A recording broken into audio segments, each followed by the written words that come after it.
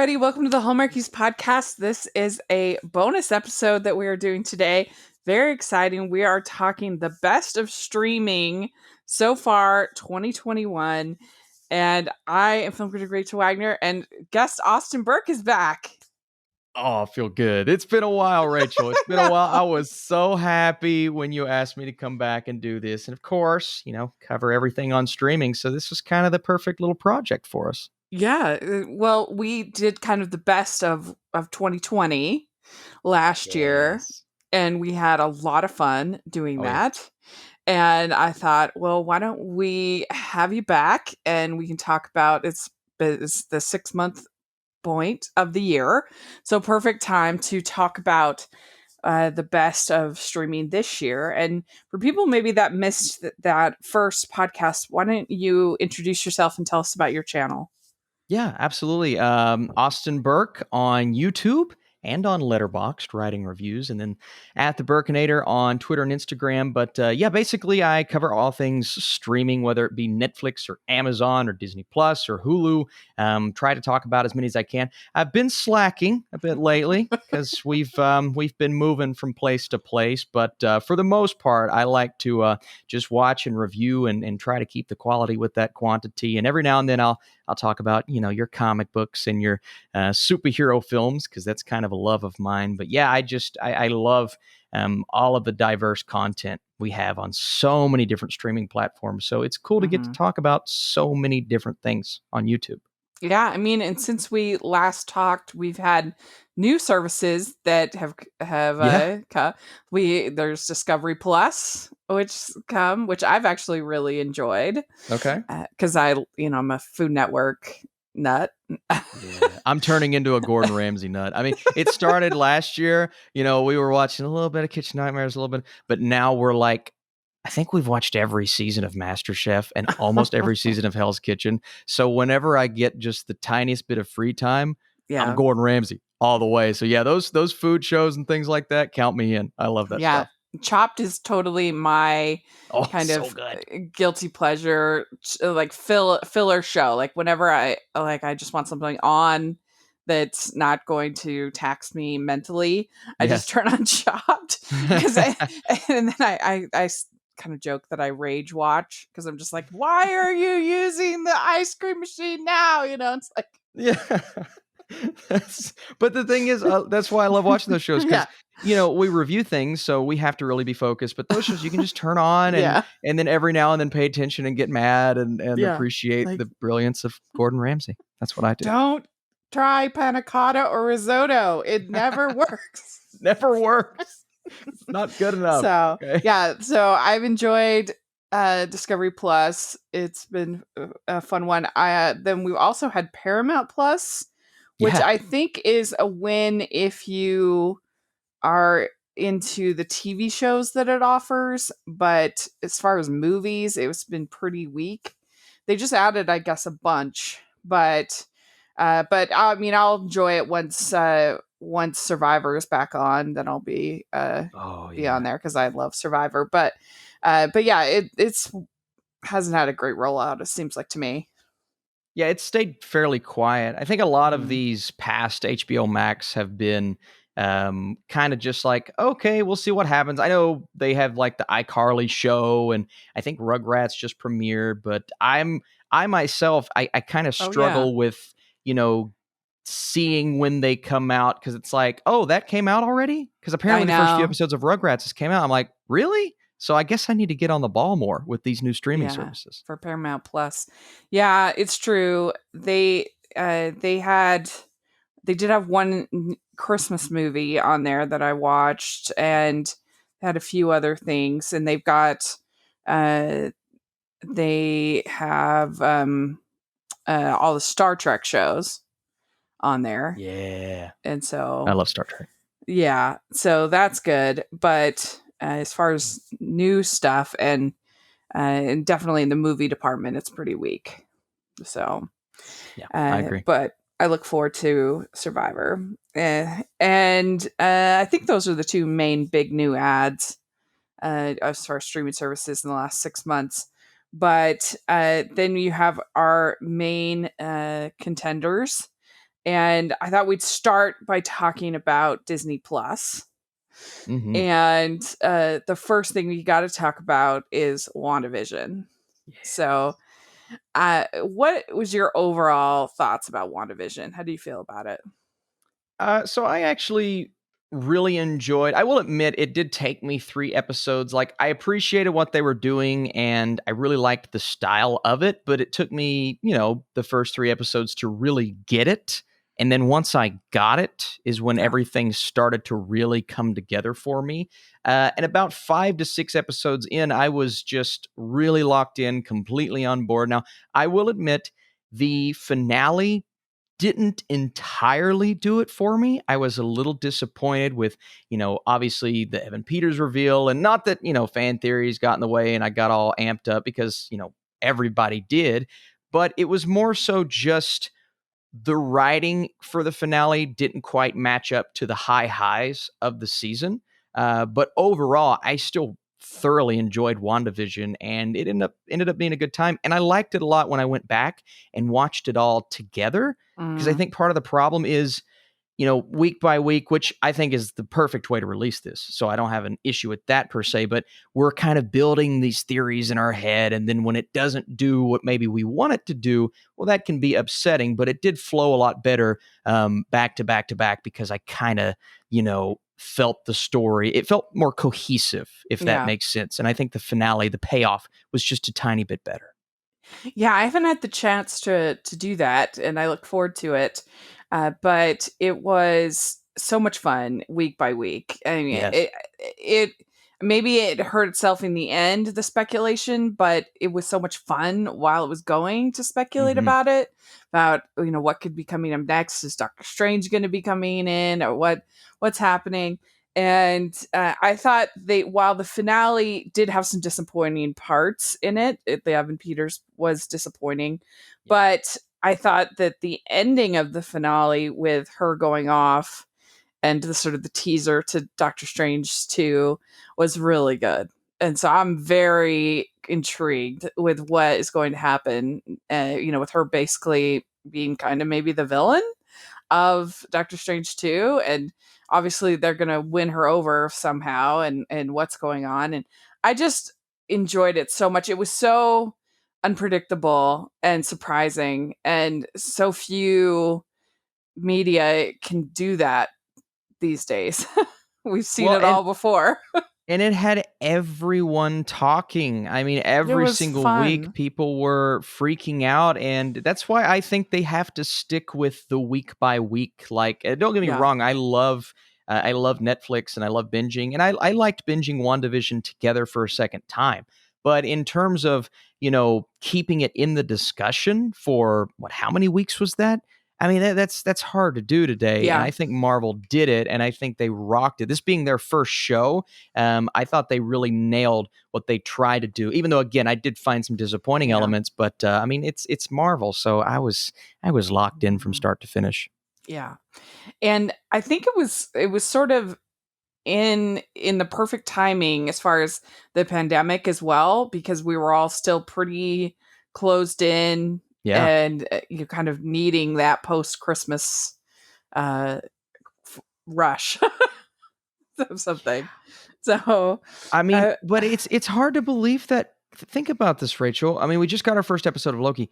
There have been 3 Marvel shows this year. yeah, That is unbelievable. That's unreal. I mean, it doesn't feel like that, but we have literally gotten Marvel content almost every week of the year. We are myself. I am spoiled beyond belief. 10 years ago, I was just looking forward to one Marvel movie every 9 to 10 months, and now we're Yeah. getting it every other week. I mean, this is awesome. So if you're a fan of the MCU, it's a great time to be living right now. Yeah, I mean, yeah, that's so true, because we have the Eternals coming up, we Oh, have Black Widow coming up, we've got She-Hulk and Hawkeye and yes. What If, and I mean, there's just so many shows coming up. Yeah. And it's not going to stop, and they continue to throw out these ideas and set things up in the shows that we're already getting. that could spin off, and characters from Wanda Vision. I mean, now we have another character to add into Captain Marvel, right? So it's just really cool what they're doing. They're building, they're planning. And one thing I've always said about Kevin Feige is he constantly has a plan. Yeah. And that seems to be the case with the shows as well. Unbelievable the way that they're able to do that. They have individual films that may not be as successful, but then they make them work within the story. And so they're successful in a way. I was thinking about even with Loki, making parts of Thor Dark World a less successful film, making it important, making it work. Yeah. I think Loki could end up being my favorite show. I really do. So good. I love it. I absolutely love it. And part of that is I was a tiny bit disappointed in The Falcon and the Winter Soldier. Yeah. That's actually my least favorite one so far, even comparing it to the 2 episodes of Loki. There were just some things about it. The Flag Smashers didn't work. Yep. Certain characters didn't really have the best of arcs. I still liked it. And I think what they did with Anthony Mackie was great. I really loved what they did with Wyatt Russell's character, but overall there was some disappointment there. So seeing what Loki's doing so outside of the box, it's really nice to get back to kind of what WandaVision was doing.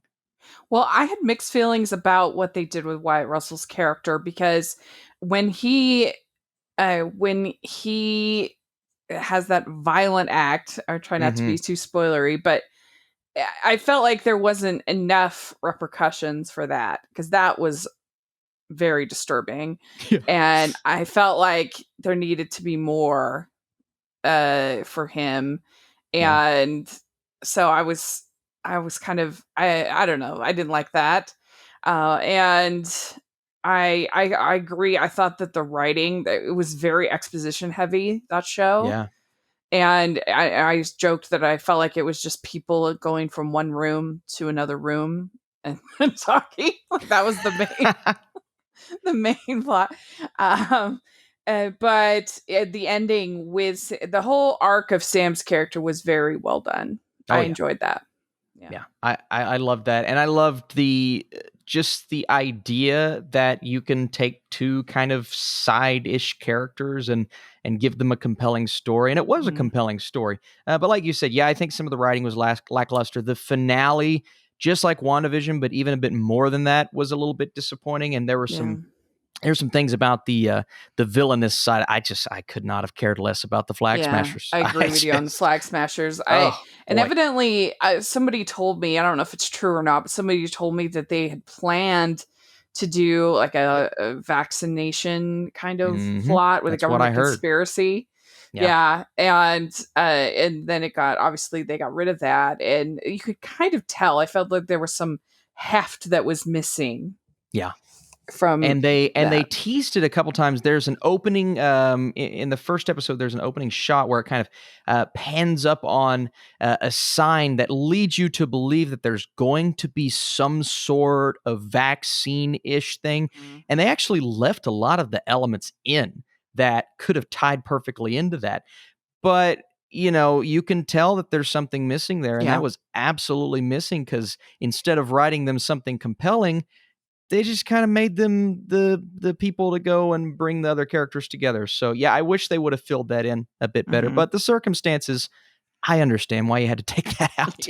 I get that. It's going to be very interesting to see now how Black Widow plays out when you have certain characters now that we've already been introduced to that we were originally not going to be introduced to, like Julia Louis-Dreyfus's character, for instance, who I think is going to be in Black Widow, I think. And so that's going to be interesting. It's just going to be, because the order got all messed up. So I'm very curious to see how that all plays out. Yeah, me too. But I do believe the tie-ins are going to hopefully still make a bit of sense. Although I do feel like in Black Widow, there's going to be this big rousing introduction for her, and we're all going to be like, well, we've already seen her. So I guess, agreed. That I think that's the route that they're going to go, unfortunately. Well, let's talk about other programming on Disney Plus. So I liked a little movie that they had called Flora and Ulysses. Yeah. And this was a movie about a little girl whose father writes comic books, and her father and mother are going through a divorce. Her mother writes for romantic novels, and she's got all the covers for romantic novels framed in the main room, and with her trophies and things. And her mom's played by Allison Hannigan, who I love. I was a big Marshall and Lily fan. Now I Met Your Mother, Oh and yeah. so she starts. There's this kind of superpowered squirrel that she becomes friends with, and I just thought it was really cute. Really enjoyed. I didn't think it was quite as good as Timmy Failure, which I adored last year. It was one of my Agreed. favorites. It was Hmm. so good. But this I thought was definitely worth watching. The relationship between her and her mother and her father was really cute. Yeah, I ended up thinking this one was okay. That doesn't sound like a big endorsement, but it was genuinely cuter than I thought it was going to be. And really, the cast was great. Yeah. Matilda Lawler was awesome. Ben Schwartz worked really, really well in his role. The thing I didn't love about it, the sense of humor and kind of that quirkiness didn't entirely work. Hmm. And you made the perfect comparison because that's kind of what I was comparing it to was Timmy Failure, and I thought Timmy Failure just worked a bit better. But Yeah. this was still very sweet, very cute, and a nice little superhero movie for kids. And I Hmm. think that's something that's I want to see more of this. I want to see more of Yeah. this that's directed more towards the younger audience that adults can still appreciate. So yeah, Yeah. I thought it was a sweet little film. Yeah, that's the way I would describe it too. And if people haven't watched Timmy Failure, you totally should. It's so Oh fun. I yes. loved it. So do you have something else on Disney Plus that you would recommend? Well, I mean, I guess, it's not technically pure streaming, but I guess we could talk about Cruella since that's kind of Mm-hmm. the most recent film. And I know we may share different opinions on this, but I actually really liked this movie. Mm-hmm. I did. I thought it was refreshing. But Yeah. I'm kind of one who hasn't entirely been on board with a lot of the Disney live action movies, but at the same time, I am one that's appreciated a few that other people really haven't Mm-hmm. appreciated. So, Mm. Cruella is one that felt different, felt strange. The soundtrack, the costume design was awesome. My problem is the Yeah. movie just kind of repeats itself over and over a little bit. And then the end just Yeah. feels a little bit too long and it's kind of silly the way that they tie everything together. But beyond that, I liked Cruella Yeah. overall. I know I I think you still did. enjoyed it, right, Rachel? Yeah, Just I not as much did as me. recommend it. I Okay, you did did. recommend it. I gave it fresh on Rotten Tomatoes. I gave it a 6 out of 10. And Okay, my yeah, my that's close. title of my review was Cruella. It's okay, I guess. I remember that. Okay, so you did. Yeah, yeah, yeah. So that's Yeah. still an endorsement, though. That's still an Yeah, endorsement. it is. I mean, if you were to ask, if Disney were to ask my advice, I would way rather them doing kind of experimental, weird movies like this, as Oh far yeah. as the remakes, than the bland, terrible Beauty and the Beast. Sorry for fans of that Oh, I movie. like that Or one. no, I can't. Oh, I And liked it. or The Lion King. Those are just not for Yeah, me. that one I Uh, agree. That one I agree. I would rather have them be doing experimental things like Pete's Dragon and Cruella, and that are trying to do something different. Hmm. I mean, I didn't love the Christopher Robin, but at least that was kind of trying to do something different. I would Yes. rather have that style than, yeah, than the shot for shot style, personally. I'm with you. And I think a lot of it comes down to, some people have this affinity, like love Cruella as a character. I don't really care that much. So I was very open to them doing a Hmm. different style of Cruella and just a different character in its entirety, but keeping what makes, Cruella Cruella. And I Hmm. think they did a good job of that. And I thought they went in a bit of a different direction. Now, whatever the sequel's going to be, part of me is hesitant, but the other part of me says, okay, well, I like that they're doing it because at least now you can take her on her own path instead of saying, well, this has to tie into 101 Dalmatians. No, it's going to be its own thing. And I like that. Yeah. Well, I mean, I think that they put in a lot of clues into the original, which is kind of confusing because she's a Mm. puppy killer. So I'm like, what are you Yeah. doing? I don't get Yeah. it. But yeah, I mean, you kind of have to just look at it as fan fiction, 101 Dalmatian fan fiction. That's how I have to Yeah. look at it. It's kind of its own thing, and I thought the Emmas were really fun, Oh, and yeah. the costuming was incredible, as you said. But they do kind of have three heists, and by the time they got to the third one, I was kind of a little over it. So I think that yeah, they could have definitely cut it down and made it more streamlined. It was a very strange project for Disney, but yeah, it's definitely like I said, I recommended it. So but we also had, I mean, if we're talking about things that were direct that were in theaters and premiere access, you had Raya and the Last Dragon, Oh, yeah. which I Yeah. enjoyed. Me too. I It's not perfect, but overall I thought it was a fun adventure, and that Raya was an appealing character, and the whole idea of sort of her forgiving this other character for what she had done, I thought was good and very well done, and the animation was really great. And overall, I definitely would recommend that as well. Yeah, I'm completely with you. I'm also with you on the point, saying it's not perfect because there were some things about it that I felt were missing.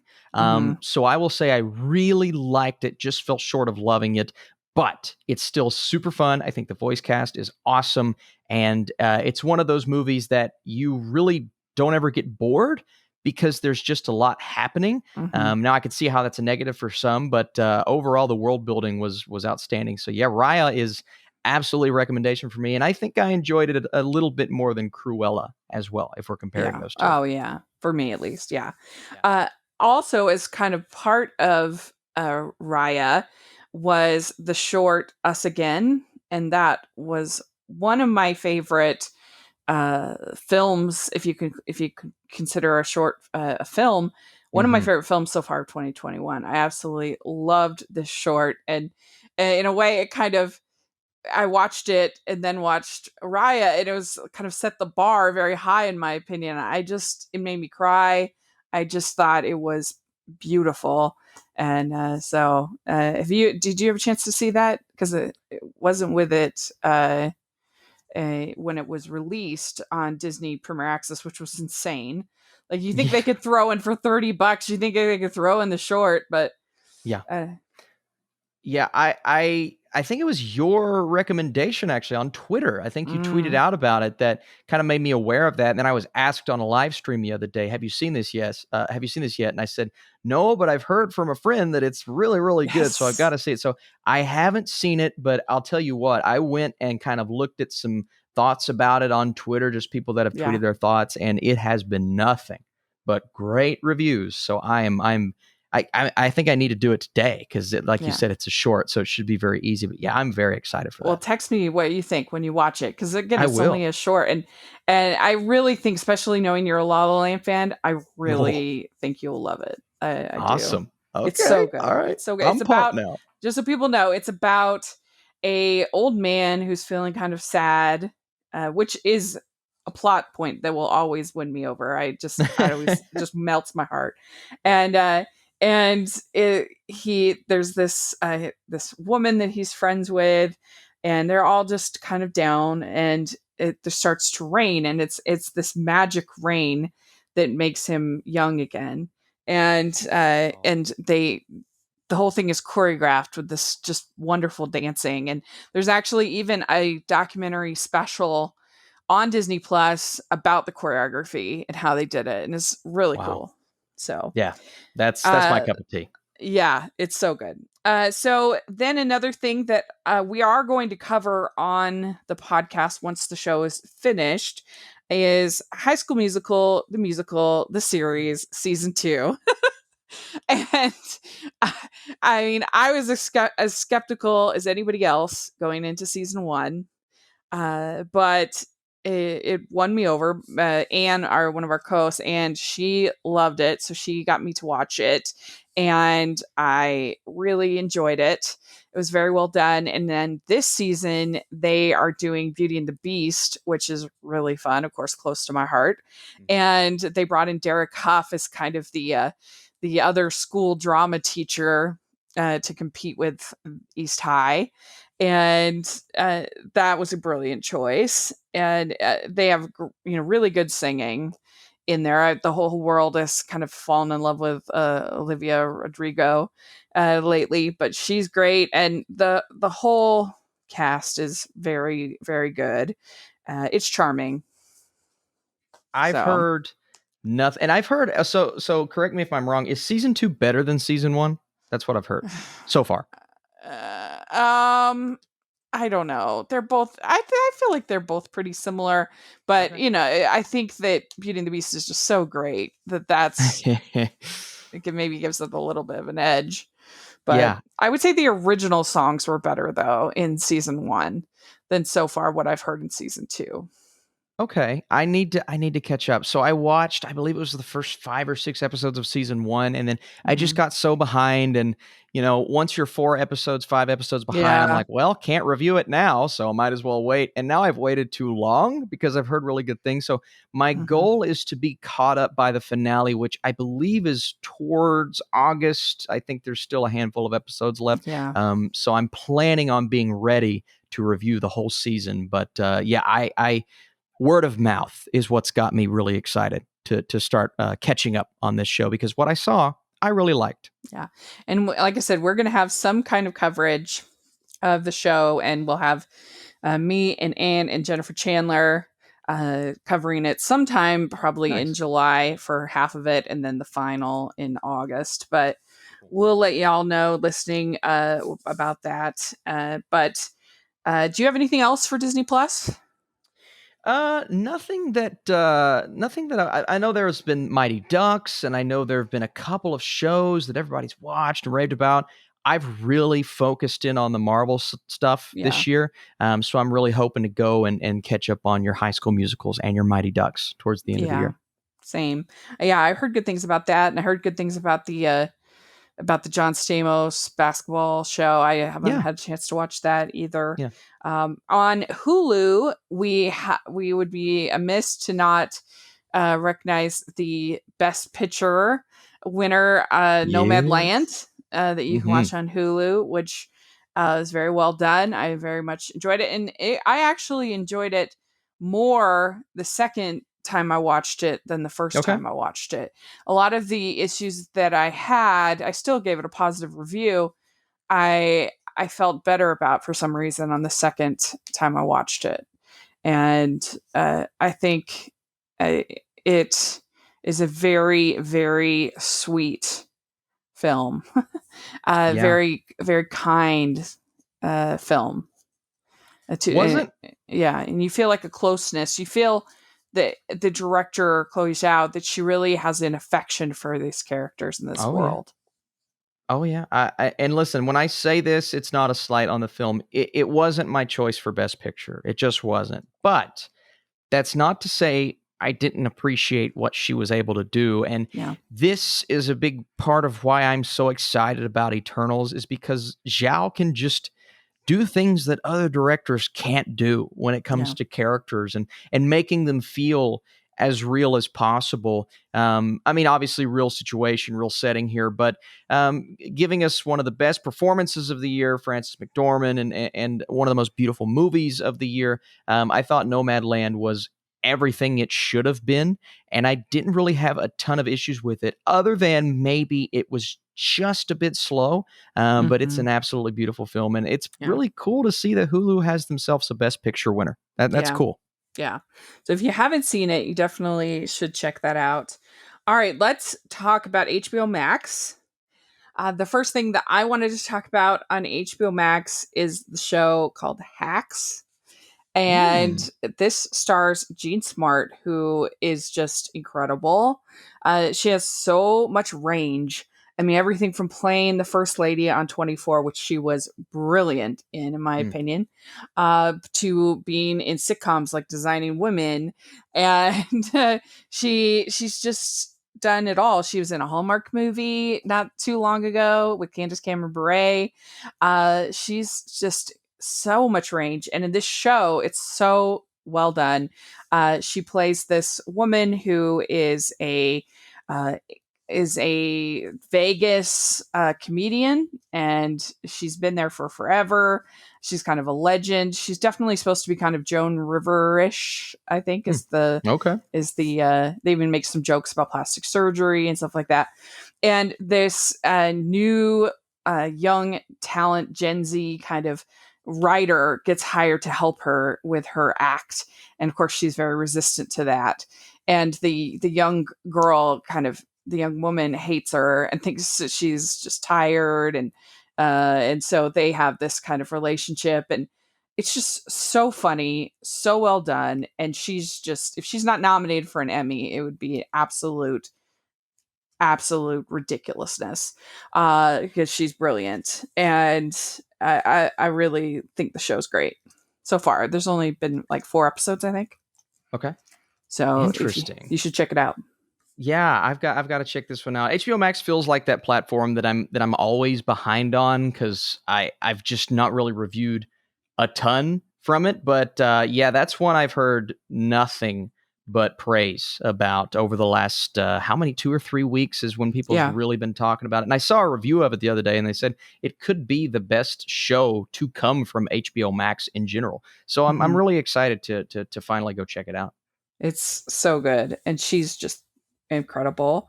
What about you? Do you have something for HBO Max?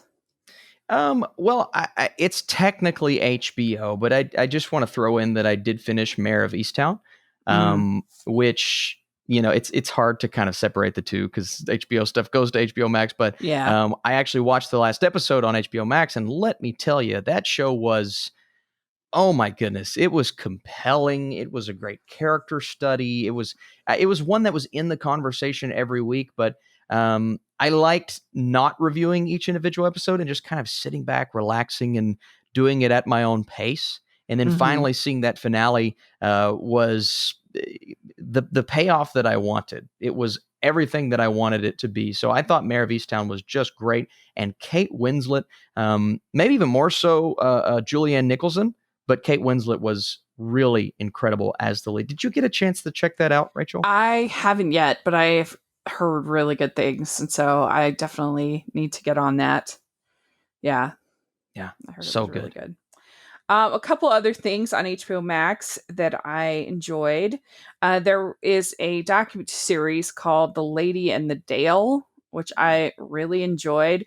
It's about this woman who is a transgender woman in the Okay. 1970s, and she invented the 3-wheeled electric car.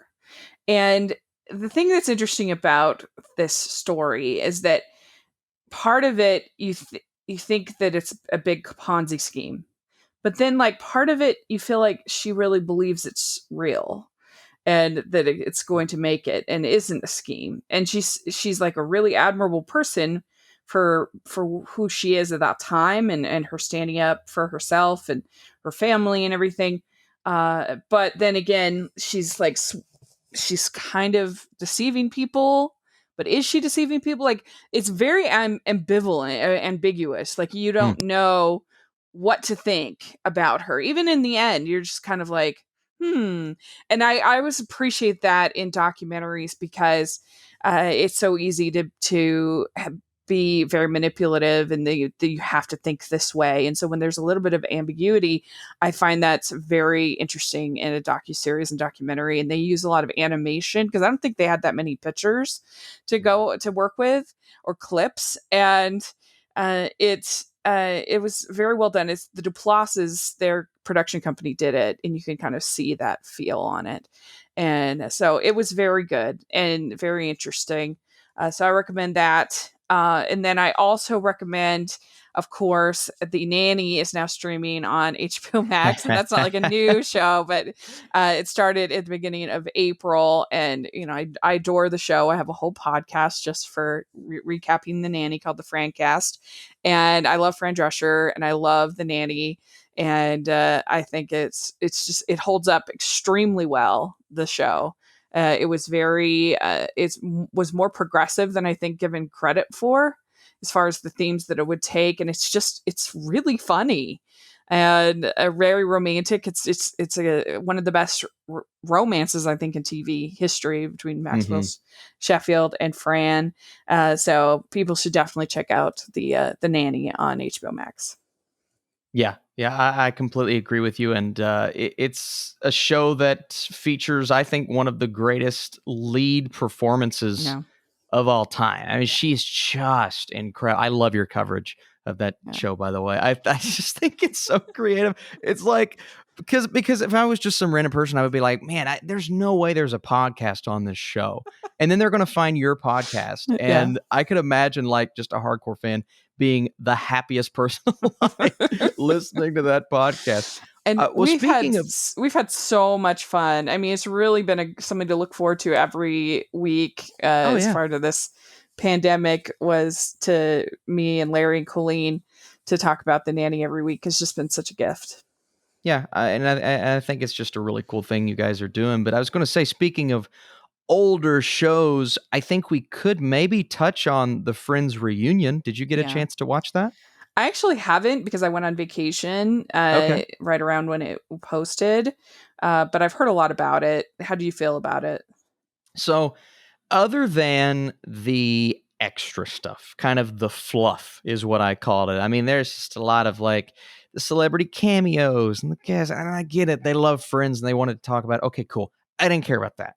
I cared about our 6 characters coming back, reminiscing. I could have listened to them sit at that table and talk for 3 hours. It was awesome. They told stories. They read off some scenes. They were asked questions. All of that was wonderful. You actually learned things that you didn't know about them all. So that part of it, I genuinely love. So all in all, I really enjoyed the overall experience, and it actually kind of flew by. But I wish they could have done without some of the extra things, the fluff that made it, kind of lose focus a little bit. Whereas the Fresh Prince was all the Fresh Prince cast. I wanted this to be all the Friends cast. Yeah, I think I'm sure I'd probably feel the same, and especially when you don't have things like Paul Rudd and stuff like that, and yet you're having all this fluffy stuff. Why you would do that. But we'd like to take a second from this episode of the podcast to celebrate our sponsor of this episode, and that is the Hallmarkies Patreon. Do you love Hallmarkies podcast? Do you want an inside scoop into what happens on the podcast? Do you want early access to episodes and loads of cool perks?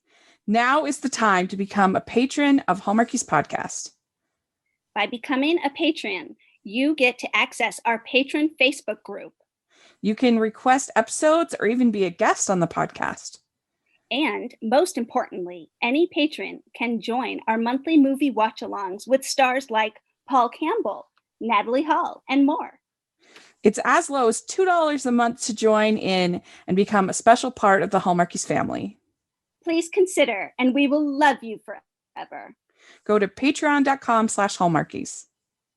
That's patreon.com/Hallmarkies. Let's dive into Netflix.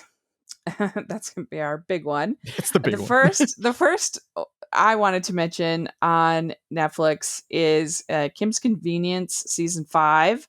Okay. I stumbled upon this show, I think it was in February, and I just became kind of obsessed with it. I mean, I rarely binge watch shows, and I watched the 4 seasons in like 2 weeks or something. I just loved this show.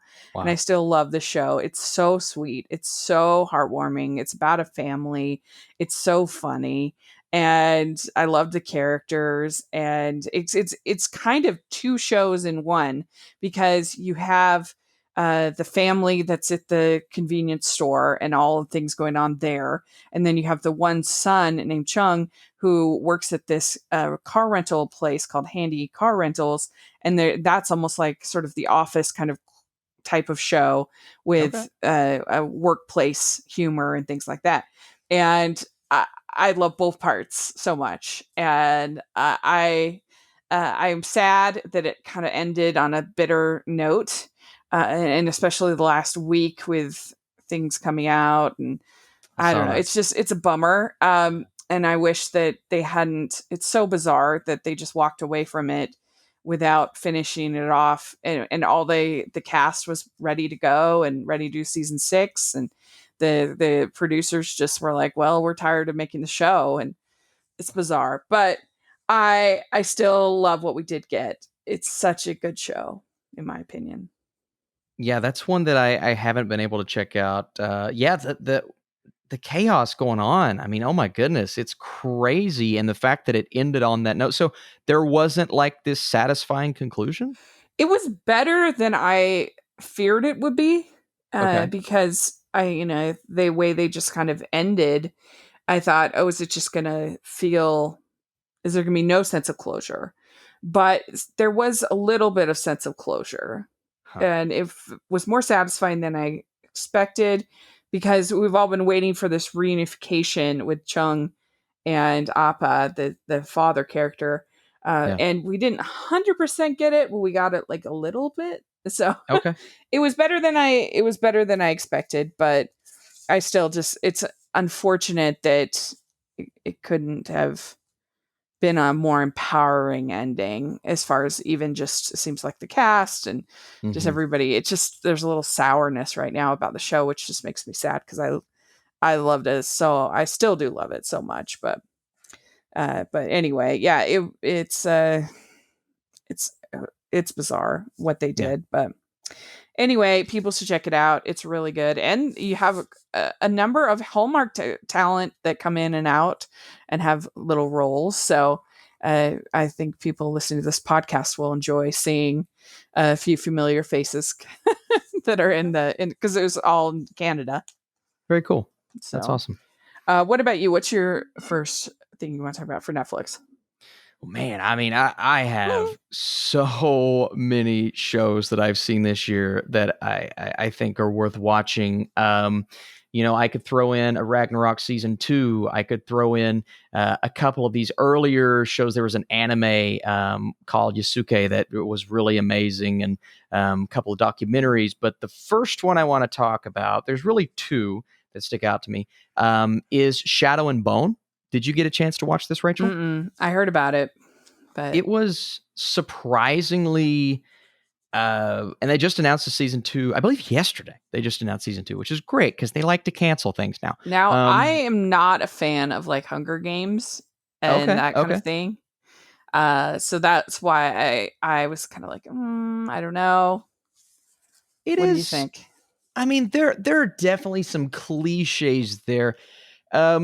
The interesting thing for me about this show is that there are essentially Avatar: The Last Airbender vibes, because there's different factions of people and there are different abilities that certain people have. And there is always, with a show like this, there's always going to be that individual or the key to it all, that person that everyone's hunting down and they're trying to, follow and this and that.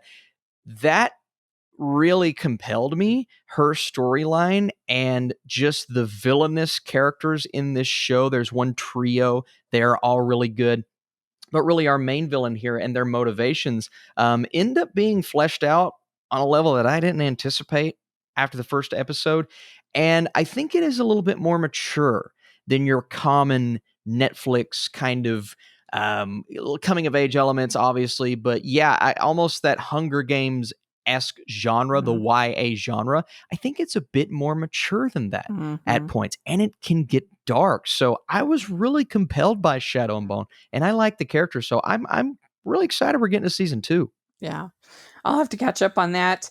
Another thing I loved on Netflix is Mitchells versus the Machines. I've Yes. talked about a lot on my other channel. I absolutely loved this. I thought it was so funny. It was so heartfelt. I walked away from it thinking, who can relate to these characters? And Yeah. I mean, it was so well done. Amazing.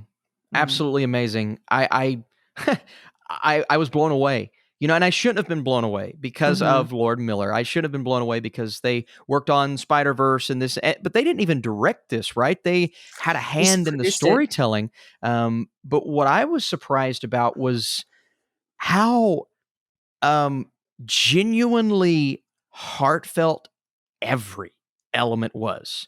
Whether it Yeah. be the artificial intelligence aspect, whether it be the family dynamics, whether it be the way that they kind of bring everything together in such a beautiful way. Like I knew it would be heartfelt, but I'm like, okay, it's going to be overly silly, overly quirky. No, it keeps that mentality, but it also gives me one of the funniest movies I've seen all year. I thought the jokes were hilarious. The son, he was oh my God. And even the idea of getting an adult to voice that character, I was like, okay, well, no, it works really, really well. And So, Munchie the dog. oh my So God, the cute. I mean, you've got to have a cute character. Wasn't that just the cutest dog? yeah. Oh my Just the gosh. cutest. Oh my God. Yeah. It kind of reminded me, I have a Boston Terrier, so it's not Uh-huh. the same, obviously, but it kind of reminded me of Buddy. So the whole time I'm like, Yeah. oh, he's so cute. It's so cute. I got a chance to interview the director, Mike Rianda, over at Oh, Rotoscopers, so cool. and he was awesome and so interesting. And he said that Lord and Miller really pushed them every time they would bring them something and say, go farther, go do more, be more Oh, experimental. And you can really feel that in the yes. in the animation is so beautiful. It's amazing. I loved it. And so that's a highlight of the year for me. And then another that I enjoyed, and I think our audience will really love, is the finale of the To All the Boys I've Loved Before. Yeah. That this trilogy has been very strong, in my opinion, and very well acted and nice chemistry. I thought it came to a really nice ending for the characters, and it was very good. Yeah, I couldn't believe I was hearing a lot of negativity about this movie, and I just don't agree. I think the movie was a very good finale. Yes, it forgets things from the first movie. I mean, it really just forgets Yeah. things, but I'm okay with that because what we got here was a beautiful family-centric movie, but also one that does kind of bring together all those story arcs that we've been working on for our main characters. And I just love this world that we're living in Mhm. here. And I think the direction's fantastic. The look Mhm. of these movies, comparing it to some of these other Netflix coming-of-age stories, it's not even close. This one is Agreed. so much better. So what a great trilogy of Yeah. films that ended up being. Yeah. Yeah. Then another one that I think our audience will really enjoy is a cute little sitcom called Country Comfort. This stars Catherine McPhee as kind of a Mary Poppins type of character who's the nanny who comes in to help with this family with these cute kids that I can't think of the actor's name. It's married to Leanne Rhymes. It's I've lost it, but anyway, she comes in and she's a singer, but she ends up being the nanny for this family, and it's not going to win any Emmys or anything. It's just a silly little sitcom, but I thought it was cute and I enjoyed it. Okay, very cool. Yeah, this Yeah. is one I think it was like 2 months ago when it came out, right? I almost reviewed it, but at the last second I had something else I needed to binge watch. But it's nice to hear that there was good. And I heard some good feedback on Twitter as well for the show. So it's definitely one I want to watch. If you like shows like Reba or even The Nanny, or it's that kind of a cute little sitcom. I love Reba. Man, I haven't thought about Uh, Reba in a long time. I love that I show. Oh love my Reba gosh. too. It's I love so Reba good. too. Eddie Cibrian, that's the name. That's what I was trying Oh, to think okay. of. Yeah. And the little kids are really cute in the kind of classic cute sitcom kids. Okay. Well, um, that's you what know, I'm it's just looking one of forward those to. shows that you just kind of have to know what you're walking into. Like, it's not Yes. high art, it's not a high. Uh, it's just, I don't know, if you like fun little sitcoms, Yeah. then you'll enjoy it. Um, and then another one that I have just started, so I haven't gotten through season 1 yet, is the Dairy Girls. And if you've heard of this, No. Derry. This Okay. is from over in England, and it's about these high school girls, and it is pretty raunchy, so it's not Hallmark approved, but it's pretty funny. The whole cast is very, very funny, and their shenanigans in high school at this kind of preppy school, and it's very, very funny, very well done. Interesting. Okay. Yeah, you're bringing some shows, and it's crazy because I'm like, I feel like I'm always keeping up with the Netflix stuff, but I'm missing some stuff this year, Rachel. What's going on with me? I'm missing the boat on this. Yeah, I mean, it has 98% Rotten Tomatoes. Dairy Girls. It's Wow. very funny. Seriously, Monica is the lead, and then Nicola Coughlan kind of steals the show. Okay. She reminds me a little bit of Rebel Wilson, as Yes. far as in the Pitch Perfect movies, and Fat Amy and everything. It's kind of a similar type of role. Um, so yeah, and definitely worth checking out. I Okay. think there's going to be a season 3 coming soon. Okay. Very Yeah. cool. I think they were stalled because of quarantining and everything, because they're a little bit behind there in England, Yes. from where we're at.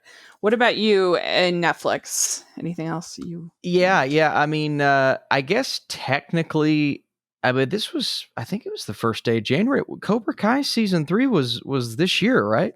Yeah. That was this Mhm. year. Have Yeah, you watched Cobra Kai, Rachel? I have not. I have not. It's just one of those things I have not gotten to. I'll tell you what. I, I I was as hesitant as anyone, and I'm not like a huge Karate Kid guy, right? Hmm. I Yeah. liked it, didn't love it. This show is awesome. It's so awesome. They're already working on season 4. It captures every bit of nostalgia from the show. It's quirky. It's silly. They really keep that cheese. I mean, oh my God, it's as cheesy as you're going to get, but it's so compelling in that way. And when Netflix took it over, it kind of felt more like you could tell that the budget was a little bit higher, and you could tell that there were some more things that they could do, and it didn't take away from the magic of the show. It actually amplified that. So Cobra Kai season 3 is Mm. awesome. There's some more shows as well that I thoroughly enjoyed. One called Tribes of Europa, which I thought was cool. Oh, I haven't heard Sky of that. Rojo was a good show.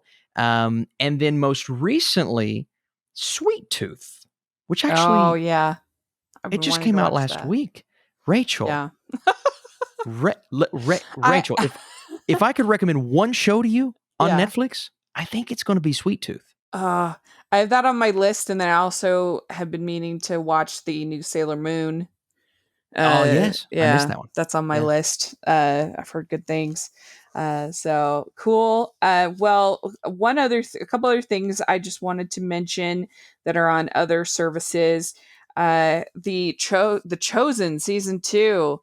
You can watch that, I think, on YouTube and on their app, and they Mhm. ask for a donation if you feel it's good.